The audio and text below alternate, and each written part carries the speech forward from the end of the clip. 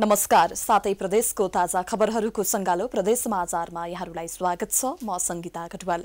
आउनुहोस् अब प्रदेश समाचार सुरु गरौं। अहिलेसम्मका मुख्य समाचारबाट। 15 दिने मिथिला माध्यमिकी परिक्रमाको धार्मिक टोली महोत्तरीको जलेश्वरमा मन्त्री जनप्रतिनिधि र स्थानीयद्वारा भव्य स्वागत। कपिलवस्तुको तौली हवाई स्थित अस्पतालद्वारा फिजियोथेरापी र आँखा उपचार सेवा सुरु। जिल्लामै उपचार पाएपछि स्थानीयलाई राहत।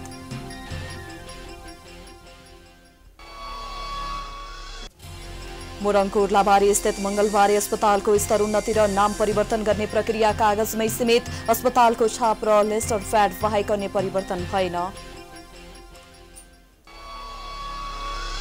र विश्व सामाजिक कार्य दिवस नेपालमा पनि विभिन्न कार्यक्रम गरी मनाइयो। विद्यार्थीद्वारा सामाजिक कार्य सम्बन्धी लाइसेन्स सरकारसँग माग।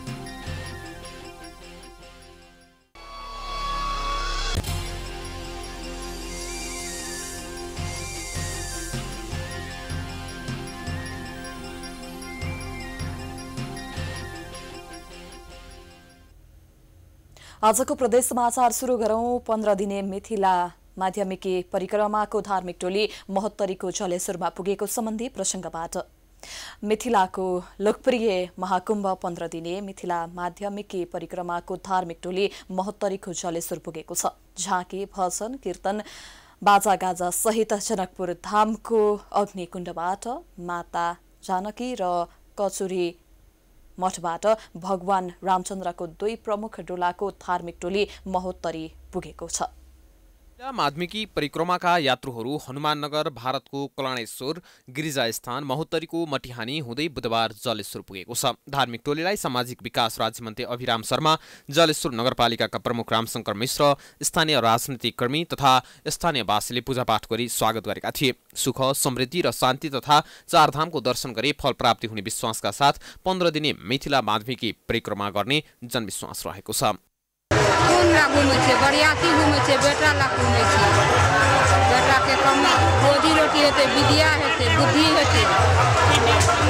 परिक्रमा घूमे छे सब बेटा ला, घर वाला ला, अपना मुक्ति ला, कथि ला घूमते परिक्रमा। परिक्रमा टोली बिहीबार मण्डे प्रस्थान गर्नेछ। परिक्रमामा सहभागीहरू क्रमशः ध्रुवकुण्ड, कञ्चनवन हुँदै धनुषाको पर्वता, धनुषाधाम, सतोसर, औरहिहु हुँदै पुनः भारतको बेसौल, करुणा हुँदै पूर्णिमाको अघिल्लो रात जनकपुर फर्कने कार्यक्रम रहेको छ। मिथिलाको ऐतिहासिक, पौराणिक र धार्मिक आस्थाको धरोहरका रूपमा रहेको मिथिला परिक्रमामा सहभागीहरू नेपालको 107 र भारतको 26 गरी 133 किलोमिटर अर्थात् नेपालमा 10 तथा भारतका 5 गरी 15 ठाउँमा रात्रिवास गरेर बिहानै यात्रा प्रारम्भ गर्ने चलन छ। पदयात्रामा नेपाल र भारतका विभिन्न स्थानका साधुसन्त, नाग बाबा, सन्यासी र गृहस्थ आश्रमका श्रद्धालुहरूको सहभागिता रहने गरेको छ।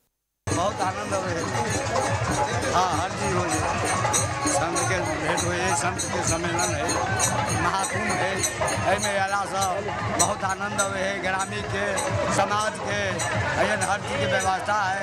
खाना पीना, लेना देना, आटा मिले है, चावल मिले है, मीठा मिले है, चीनी मिले है, हर चीज मिलता है और सभी आदमी को आप वितरण करता है और उसमें आपको आनंद उठाता है। सब लोग, समाज लोग सभी आशीर्वाद लेता है, कल्याण होता है, सभी को आनंद आता है। मिथिला महात्मा अनुसार 18औं शताब्दीदेखि माध्यमिकी परिक्रमाको रूपमा मनाइदै आएको छ। धर्मयात्राका सहयात्रीले रात्रि भजन कीर्तन गरी 15 दिन बिताउने र पूर्णिमाका दिन बिहान जनकपुरको अन्तर्गृह परिक्रमा गरी होली खेली 15 दिवसीय यात्रा सम्पन्न गर्ने गरेका छन्। प्राइम टाइम्स टेलिभिजनका लागि महोत्तरीबाट दीपक कुमार पाण्डेको रिपोर्ट।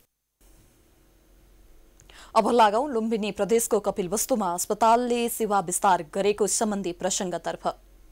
कपिलवस्तुको तौली हवाई स्थित कपिलवस्तु अस्पतालले फिजियोथेरापी र आँखा उपचार सेवा सुरु गरेको छ। जिल्लामा पहिलो पटक फिजियोथेरापी र आँखाको उपचार सेवा सुरु भएपछि कपिलवस्तुका स्थानीयलाई राहत भएको छ। यसअघि जिल्लामा उपचार सेवा नहुँदा स्थानीय र उपचारका लागि बुटवल, भैरवा र भारतको विभिन्न ठाउँमा जानुपर्ने बाध्यता थियो। जिल्लामा अस्पतालले सेवा सुरु गरेपछि स्थानीय खुसी भएका छन्। उपचार सेवा सुरु भएपछि हाड जोड्ने र आँखाको समस्या भएकाहरूले उपचार पाएका छन्।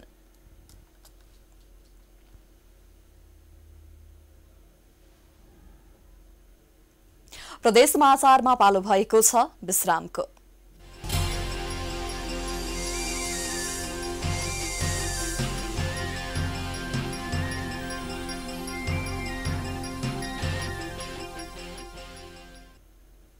विश्रामपछि स्वागत छ। अबको पालोमा प्रदेश 1 को मोरङ स्थित मंगलबारे अस्पतालको स्तरोन्नति र नाम परिवर्तन गर्ने प्रक्रिया कागजमै सीमित भएको सम्बन्धी प्रसंगतर्फ लागौं।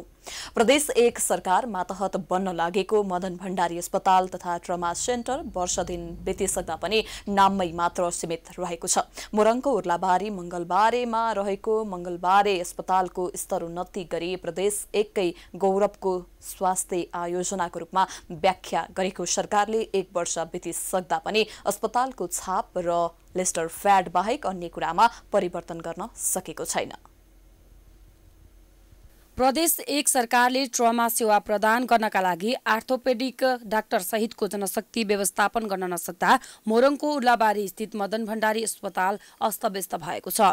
अस्पतालले ट्रमा सेवा सञ्चालनका लागि तयार पारेको अपरेसन थिएटरमा चराहरूले गुण लगाउन थालेका छन्। सरकारले साबिक मंगलबारे अस्पताललाई मदन भण्डारी अस्पताल तथा ट्रमा सेन्टरको रूपमा नाम परिवर्तन गरे पनि आवश्यक स्तर उन्नति गर्ने काम भने अलपत्र नै पारेको छ। अस्पतालको नामाकरण त भयो मदन भण्डारी अस्पताल तथा ट्रमा सेन्टर हैन, तर ट्रमा सेन्टरको कामकाज चाहिँ अहिलेसम्म चाहिँ यहाँबाट चाहिँ केही हुन नसकेको अवस्था छ हैन। ट्रमा सेन्टरको केही प्रिलिमिनरी कामहरू चाहिँ भएकै हो, जस्तो कि अब उपकरणहरू खरिद भएको छ जिल्ला स्वास्थ्य कार्यालयबाट हैन, र त्यही उपकरणहरूलाई हामीले के अरे सेटअप गरेर एउटा ओटी अपरेसन गर्ने लेभलको ओटी हामीसँग सेटअप छ, तर ओटी र इन्स्ट्रुमेन्ट मात्रै नभएर हुँदैन, त्यसको लागि म्यान पावर चाहिन्छ हैन। म्यान पावर भनेको भन्दाखेरि फर्स्ट चाहिँ अर्थोपेडिक सर्जन एउटा जेनरल सर्जन हैन। सो अहिलेको चाहिँ सुरुको अवस्थामा चाहिँ ट्रमा सेन्टरलाई सुरुवात दिनलाई चाहिँ कम्तीमा पनि एकजना अर्थोपेडिक हार्टजन रोग विशेषज्ञ र एकजना जेनरल सर्जन चाहिँ आवश्यकता छ हामीलाई। त्यसको लागि हामीले कन्टिन्युस रूपमा चाहिँ स्वास्थ्य मन्त्रालय सामाजिक विकास मन्त्रालय सबैतिर फलोअप गरिरहेछौँ हैन। त्यहाँबाट पनि अब अहिलेसम्म त कुनै अब डाक्टर साहबहरूले पठाइदिनु भएको छैन। प्रदेश सरकारको 2076 पुस 22 गते बसेको मन्त्री परिषद बैठकले साबिक 15 शैय्याको अस्पताललाई विशेषज्ञ सेवा सहितको 50 शैय्यामा स्तर उन्नति गरी प्रदेश सरकार मातहत ल्याउने निर्णय गरेको थियो। सोही अनुसार अस्पतालको नाम परिवर्तन गरिएको छ, तर अहिले पनि साबिक 15 शैय्याको अस्पतालको जनशक्तिबाटै स्वास्थ्य सेवा सञ्चालनमा रहेको छ। सरकारले प्रदेशकै गौरवको आयोजनाको रूपमा व्याख्या गर्दै अत्याधुनिक प्रविधि र उपकरण सहित मदन भण्डारी अस्पताल तथा ट्रमा सेन्टरको रूपमा विकास एवं स्तर उन्नति गर्नका लागि 1 करोड रुपैयाँ बजेट छुट्याइएको थियो, तर अहिलेसम्म पनि विनियोजित बजेट समेत सरकारको निर्णय अनुसार कार्यान्वयनमा आउन सकेको छैन। यहाँ नाम मात्रै परिवर्तन भएको छ, पहिले जस्तो छ त्यस्तै मात्रै छ। र हामी यहाँ वार्ड नम्बर 3 मा यो हस्पिटल हुँदै गर्दाखेरि यहाँ नगरपालिका स्तरीयको थियो भने हामीले केही न केही हामीले पहल गरिन्थ्यो र यहाँनिर अहिले हस्पिटलहरूमा डाक्टर जुन पर्याप्त मात्रामा हुनुहुन्न, हामीले पहल गरेर सम्बन्धित निकायमा गएर पहल गर्थ्यौँ होला, तर यो प्रदेश सरकारमा गइकन प्रदेश सरकारले नै गर्नुपर्ने हो, तर नामाकरण मात्रै गरेर कुनै पनि काम गरेको छैन जस्तो लाग्छ मलाई चाहिँ। यो भिडभाड यस्तै हो यहाँनिरको हैन, 2-4 घण्टा लाग्ने लाइनै मेन कुरो समस्या भनेको यहाँ लाइन बढी हुन्छ, त्यही कुराहरू छ। अब यहाँ ट्रमा सेन्टर बन्ने भन्ने खालको कुरा छ, जुन कुरा 1 वर्षभन्दा बढी भइसक्यो यहाँनिर ट्रमा सेन्टर बन्ने भन्ने कुरा। ट्रमा सेन्टर बन्नको लागि सम्पूर्ण आधारभूत आवश्यकताहरू पुरा गरेर हो कि नगरी हो के छ छन चाहिँ, तर काम अगाडि बढिरहेको छैन। यहाँको म्यानेजमेन्ट पक्ष फितलो भएर हो कि के हो। यता अस्पताल सञ्चालन समितिले औषधिका लागि टेन्डर आह्वान भइसकेको र आवश्यक जनशक्तिका लागि पनि माग गरेको जनाएको छ। सरकारले जनशक्ति पठाउन नसके आफै करारमा नियुक्ति गरेर भए पनि सेवालाई सहज बनाउने समितिले जनाएको छ। तत्कालीन समयमा अस्पताल नामाकरणको विषय र सरकारको झुटो आश्वासन भन्दै मंगलबारेका स्थानीयले विरोध समेत गर्दै आएका छन्। अस्पतालको स्तर उन्नति भन्दा पनि जननेता मदन भण्डारीको नाममा अस्पताल नामाकरण गर्न मात्रै प्रदेश सरकार लागेको पुष्टि भएको छ। मोरङबाट कुमार खड्काको रिपोर्ट। अबको पालोमा कांग्रेस नेता शेखर कोइरालाको भनाई सम्बन्धी प्रसंगतर्फ लागौं। नेपाली कांग्रेसका नेता डाक्टर शेखर कोइरालाले देशलाई निकास दिन निर्वाचन नै उत्तम विकल्प भएको बताएका छन्। नेपाल प्रेस युनियन दाङले घोडाहीमा गरेको पत्रकार भेटघाट कार्यक्रममा नेता कोइरालाले देशलाई जटिल परिस्थितिबाट निकास दिनका लागि निर्वाचन गराउनु पर्ने बताए।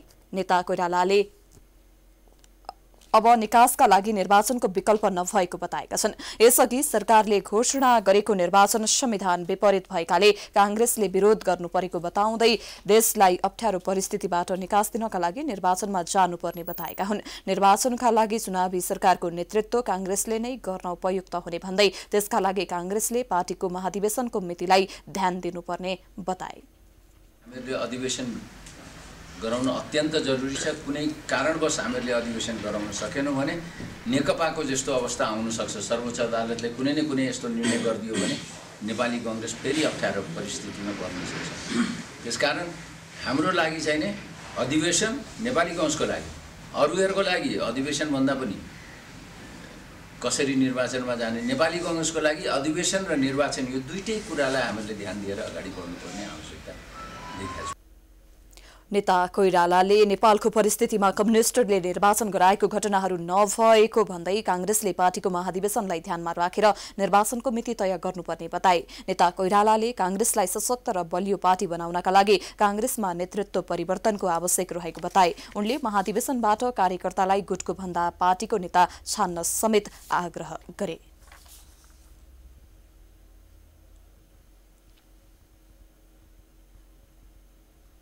प्रदेश समाचारमा पुनः पालो भएको छ विश्रामको।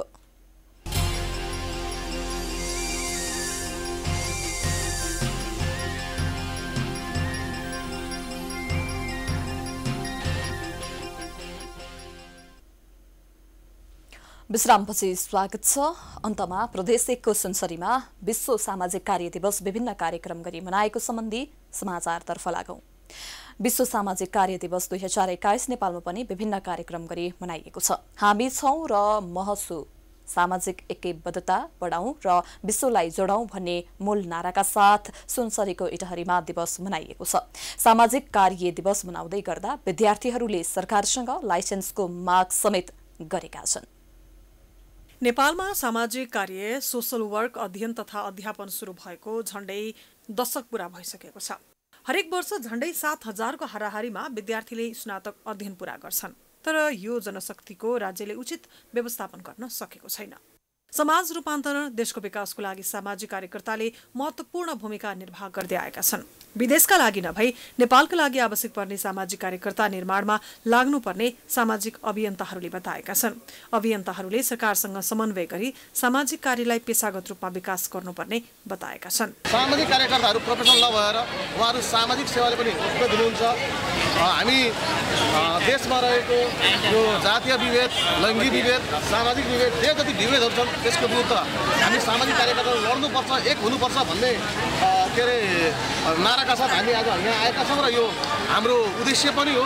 हामी सबैले नै देशमा रहेको व्यक्तिलाई हटाउनको लागि सामाजिक कार्यकर्ताहरूको महत्त्वपूर्ण भूमिका रहन्छ भन्ने धारणा हो।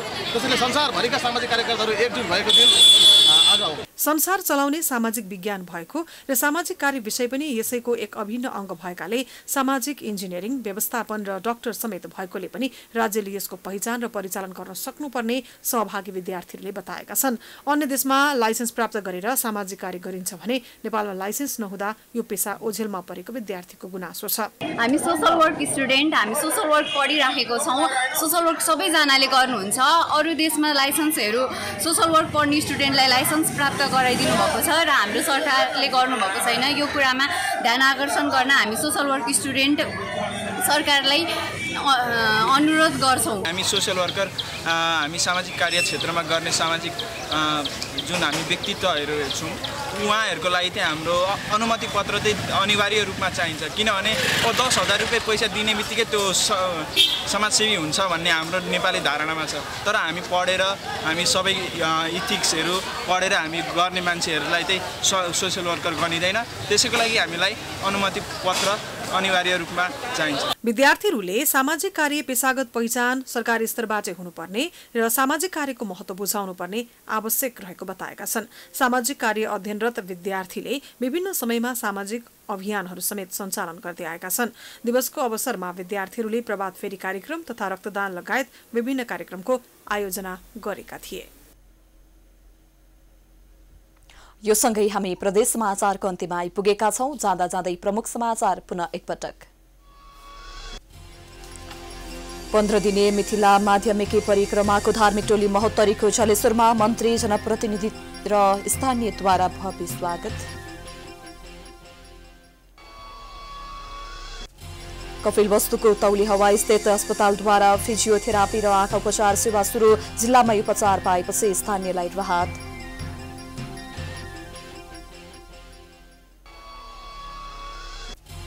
मोरङको उर्लाबारी स्थित मंगलबारी अस्पतालको स्तर उन्नति र नाम परिवर्तन गर्ने प्रक्रिया कागजमै सीमित। अस्पतालको छाप र लेटर प्याड बाहेक अन्य परिवर्तन भएन।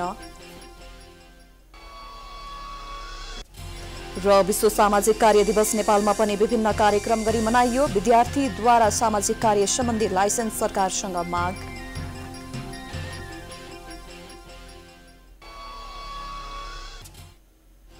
प्रदेशमा समाचार अहिलेलाई सकियो। हेर्दै गर्नुहोला प्राइम टाइम्स टेलिभिजन। नमस्कार।